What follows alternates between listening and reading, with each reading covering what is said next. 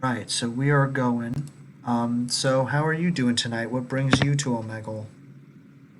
Not much. I'm just kind of bored and can't sleep. So What did you do today? today I watched my little cousin, did homework, and yeah, that's about it. What are you studying? Well, I'm still in high school, so I have a government class, a pre-cal class, and I have a college class that is a composition class. Composition meaning like creative writing? Not so creative. We have prompts that we have to follow, but just writing, I guess. Yeah, that should be the name of a course, right? Not so creative writing. Yeah. You like your government course? No, it's awful. Not. I've just never really been into history. I don't like it. I don't find it interesting, and it's hard for me to grasp onto. So, Fair, fair. just not for me. What ideally if you could do anything in life, what would you like to do? That is a hard question. Ideally, I would want to travel the world. I know that sounds so cliche, but literally, if I had all the money in the world, I would just want to, experience everything I could while I'm here. Have you traveled much in your life already? Not too much. I've been to a few beaches. Me and my family went on a road trip down Route 66, so that was kind Oh, of fun. that's Yeah. across. Did you do all of it?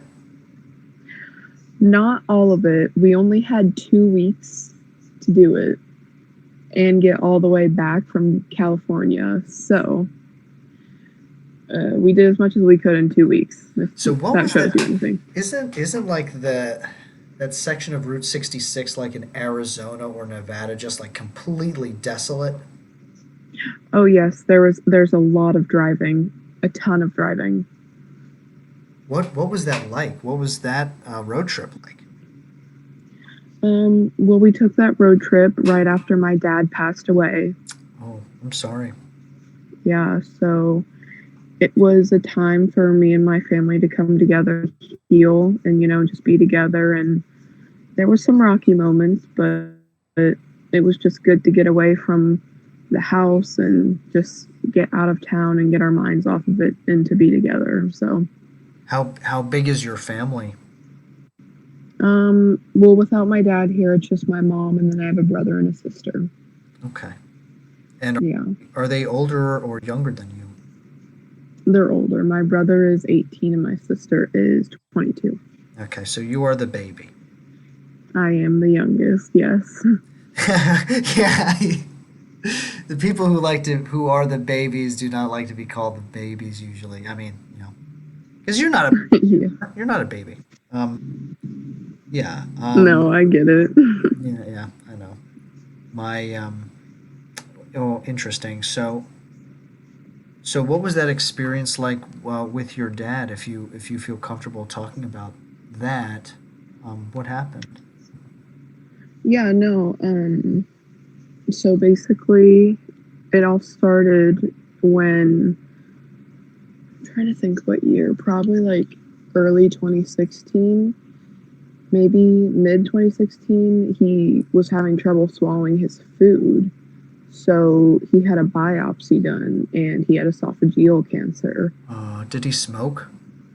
He did, but the doctor said that it wasn't caused by that because it was so far close to his stomach and really bad acid reflux runs on that side of the family. So it had just the acid had just like eroded away at his esophagus and Wow. yeah, just got infected and cancer. Yeah. So And when did he pass away? Was that just recently? it was in April of 2019, so I don't know if you would call that recently, but recently to me. Yeah, absolutely. Yeah, it feels still. I'm sure feels very fresh. Uh, So after that event, I've talked to a few people on here who have lost family members and siblings and stuff. And what do you think is a lesson that you've learned from this experience that you've taken out of it? Well, my dad was definitely not the fun parent. He was very strict and overprotective, and at the time, I was the annoyed teenager who just turned 13, couldn't go hang out with her friends and such. But, now looking back on it, I'm like, why did I give him attitude? Like, I was a stupid little teenager. I didn't know like that he was going to pass because I believe in God, and I was like, there's no way. Like, I'm a firm believer in God. I'm a Christian.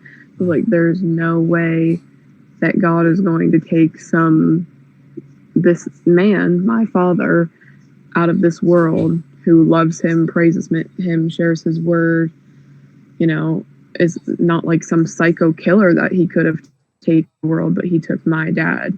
So definitely I've learned that, you have to hold on to your loved ones while you can, for sure. And like I said, that sounds cliche, but it is so true. Yeah. To not take the people who are with you now for granted. Yeah, for sure.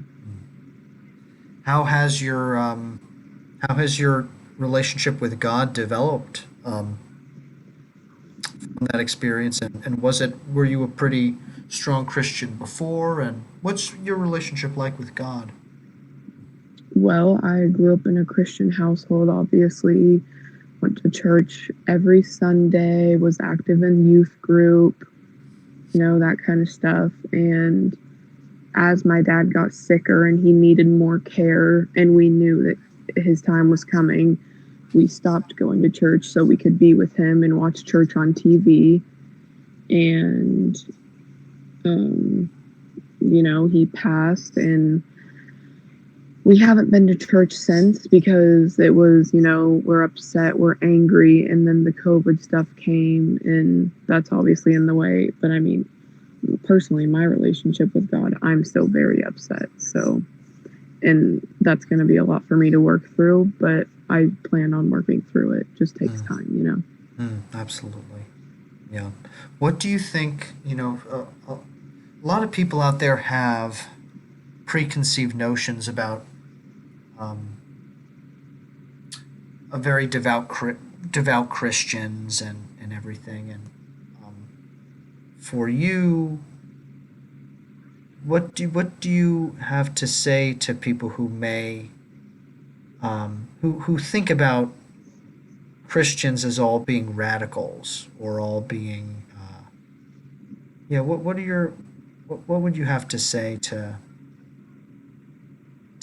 people who may think about you differently than you see yourself? I've heard a lot of people say Christians are hypocrites, they're no better than any of us. And I definitely think that. Christians are not, I mean, most Christians are not claiming to be perfect beings. The only thing that makes us different from other people who aren't Christians is that we believe that there's an afterlife in heaven and that Jesus died on the cross to save us from our sins. We try our best and strive to be like Jesus and to be like God and to live a perfect and worthy life, but we're humans and we make mistakes still. So it's like, obviously there's going to be some Christians out there that are rude and mean because they feel like forcing religion on other people is, the most important thing. And I do think it's important to share the word of God for sure, but it shouldn't be to the point where you're offending or hurting other people because of it. Mm. So, Yeah, yeah, that's like you're saying, there's a balance between forcing your religion and spreading the word of God. exactly, yes. That's an important distinction to make. You know, Yeah, for sure. the intention is very important. Like if people are either open or they're not, and you can either spread joy and and love in a forceful way or in an open, compassionate, loving way. Uh, Yes, exactly. and that goes for all religions. It goes for all, all philosophies. I think that's absolutely. I think you're hitting the nail on the head. Yeah, for sure. So, like, what are some other things that you think are, um, I don't know, important to talk about? If you had like one kind of issue that you think is very important to you, what is something that you'd like to share? Like Christianity wise. Just about. I mean, we ended kind of like the last thing we talked about was Christianity, but I guess I'm thinking like about you, or um, it doesn't necessarily have to be Christianity. It can be something that you haven't talked about yet. Hmm. Well, if you don't mind, I would like to go off of something that is kind of Christian based. Sure. Yeah. So there's obviously a lot of hate going to the LGBTQ plus community, and God says love one another, not hate each other because we're different. So it makes me upset to know that people of that community mostly hate Christians, because there's a lot of Christians out there that do say things like, you're going to hell, like you're a sinner, like all of this stuff, which is not what they should be doing at all. And if they don't want to be Christians, you cannot force that upon them. Like you have to just show them that you love them, and not, you should never ridicule someone because of who they love. And I hate that a lot of Christians do that. Do you think that um, that's just a small minority of Christians that say that? I do for sure. I think sometimes it can be a generational thing as well, Mm, mm, especially, but mm. obviously I don't believe in that because of my Christianity and my faith, but just because I don't believe in that doesn't mean that I have to hate or be mean or judge people for what they do. Mm. As why people should not judge and hate me for what I do. Absolutely. Yeah, yeah. That's a really, yeah. Thank you for bringing that up. Yeah, that's an important thing to hear. Uh, and what that shows is that you're aware of your own circumstance, and you're aware of like what's happening in the world and in the country as a whole. And Yeah. appreciate you putting your neck out there and saying that. Um, I have a question for you about like this previous election, and I'm interested in hearing your opinion of why you think things are going certain ways. Is that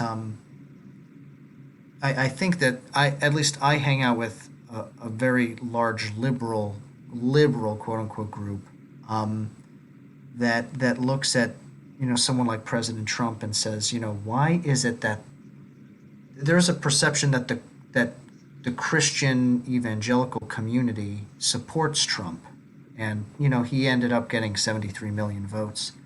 Why why do you think that community supports him?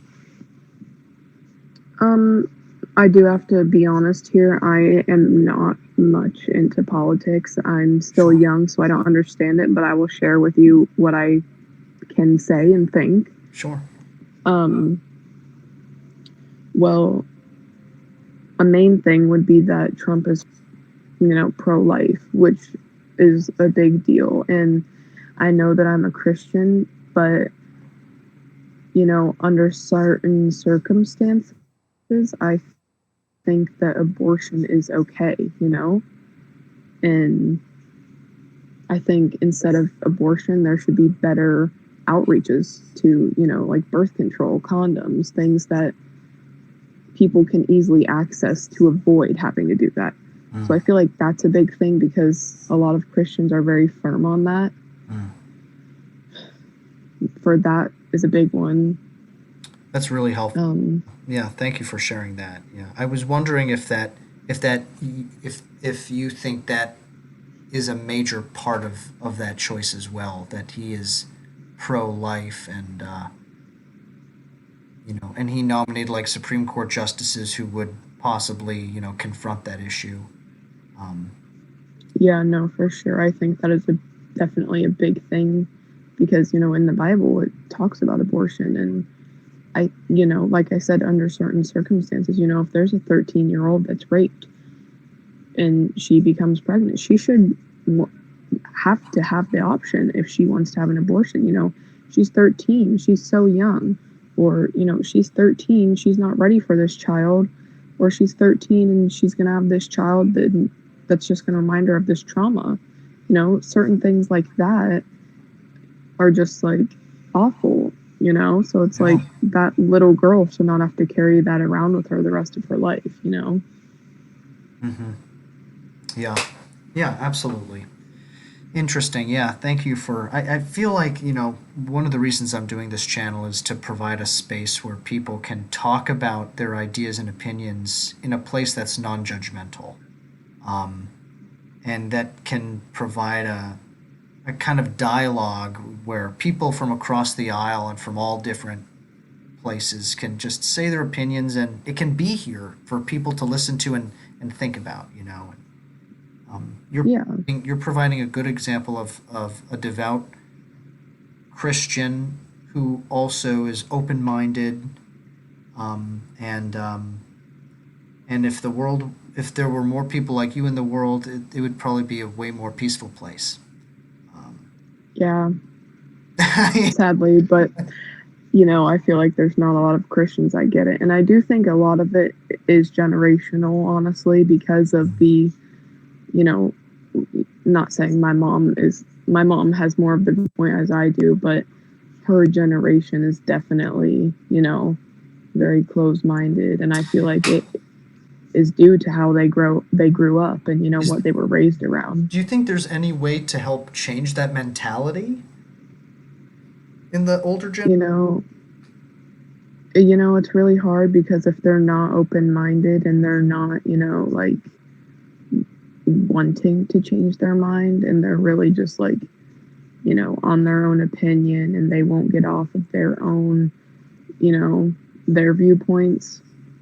No, honestly, which is really awful. But I mean, at least me, I don't think I could do anything. It gets into that question of how do we help for people to become better listeners, right? Because I mean that's the real thing. Yeah, Because for sure. there are people on both ends of the spectrum, left and right, conservative and liberal, that don't listen. There are people from every little different community that don't listen, and if we can just figure out a way of how we can provide an incentive, I guess, for people to listen more deeply, then I think more people would be kind of open-minded. Uh, Yeah, definitely. but how do we do that? Yeah, that's what I'm trying to figure out.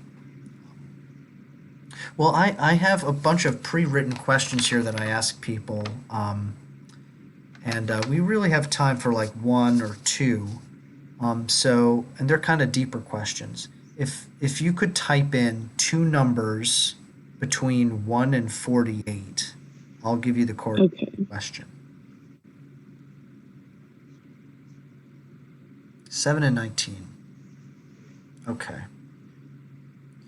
Well, this gets into exactly what we talked about.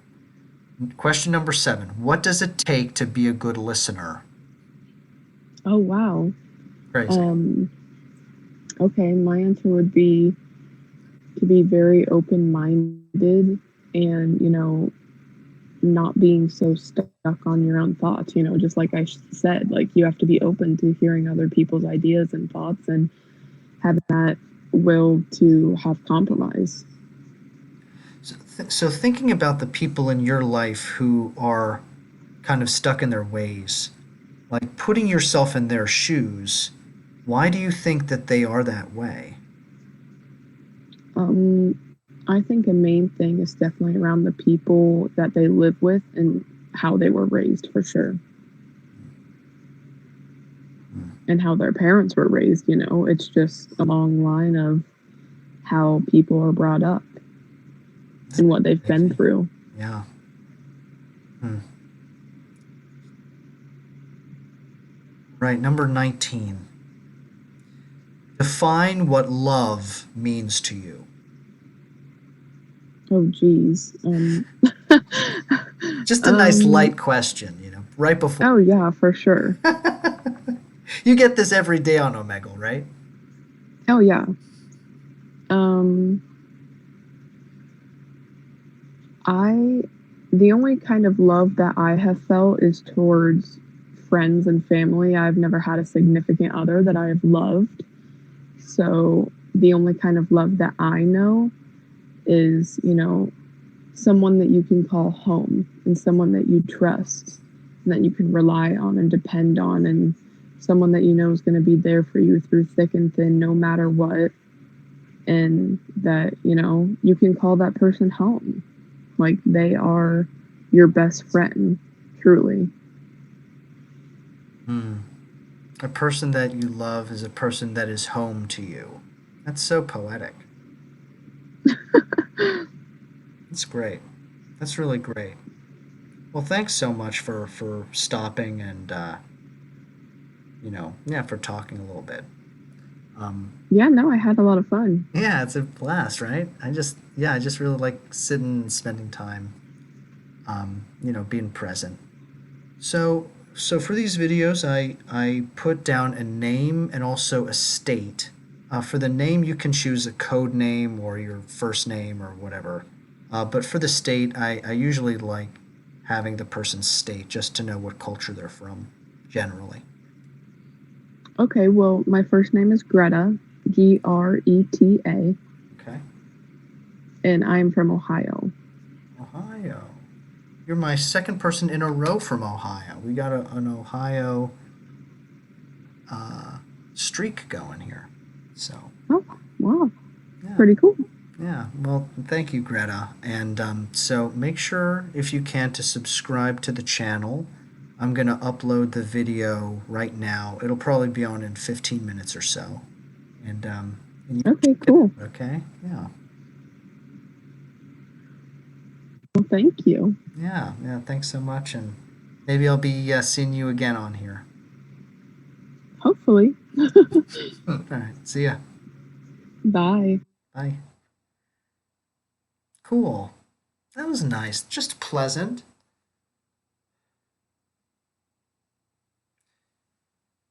I was nervous to ask about the politics thing, and I think that was good though.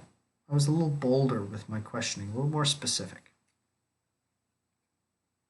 Greta, you rock.